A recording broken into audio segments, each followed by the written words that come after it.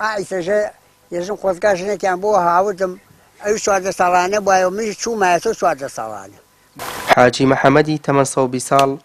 بە تەمەنترین جووتیاری هەرێمی کوردستانە، دانیشتووی گوندی کوڕەمێوی ناوچەی پێنجوێنە. ئەو سەرباری تەمەنەکەی تا ئێستش سەرقاڵی باغداری و ئاژەڵداریە. حاجی وە خۆی دەڵێت بۆ دابینکردنی ڕزق و ڕۆزی ژیانی جگە لە خوددا چاوی لە دەستی هیچ کەس نەبووە. ئێستش بە ڕەنجی شانی خۆی لە ڕێگەی ئاژەڵداری و کوشت و کاڵەوە گوزەرانی دابین دەکات. زەردەلوبیا بە قەیسێڵێن ئەو ئاوا کەوتبوو قەوەتی نەبوو بەرزۆ بێ دەنکەکە داگرا دەمی کردبووەکو کوڕەکێرە زەردەلوبیا گەلوو ئەگەنا بە من بواە ئەمومی ئەموو وەکو قەدیم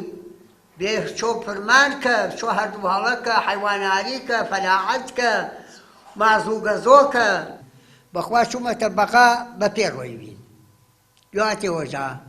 ئەو کاتانە کە بۆ حەش کوێ بچوویتایە بۆ حەش کوێ بچوویتایە نە سەیارە بوو بەخوا سەیارە هەر ناوبانی ژینە بوو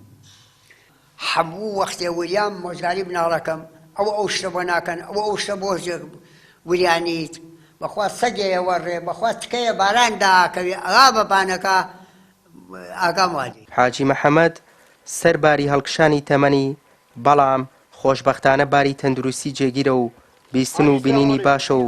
هەموو خواردنێکیش دەخوات. وەک خۆشی دەڵێت ئەوەی لە بیرێتی هەموو ڕەمەزانێکی گرتووە لە ژیانیشدا تەنها جارێک هاوسەرگیری کردووە. یەک ژنەوانیوە 22 مناڵمان لێ بووە ئیلایە خوا کچ و کوڕ سەر بەسەر کوڕێگە بوو کچەیە بوو ئەیتر لیان تیاچووە و لیان مردووە و لیان ماوە و دەوری 16 ئایلم هەر ماوە گەراوم ئەومە بەش و کوڕ ژنی هانیوە و جابوونەوە و دیان هی خۆمان لەخوا بەرزاو بێ